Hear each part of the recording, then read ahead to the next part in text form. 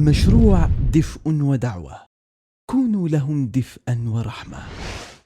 في برد الشتاء هناك من ينتظر دفء عطائكم ودفء قلوبكم.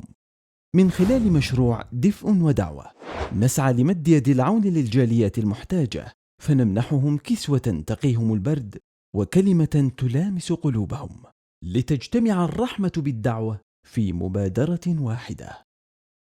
قيمة السهم 35 ريالا فقط.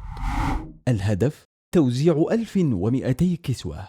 إجمالي المبلغ المستهدف 42,000 ريال. رسالتنا أن نكون دفئا لأبدانهم ورحمة في قلوبهم ودعوة تصل إليهم بلطف وإحسان. أسهم معنا وكن سببا في إدخال الدفء والإيمان إلى قلوب الجاليات.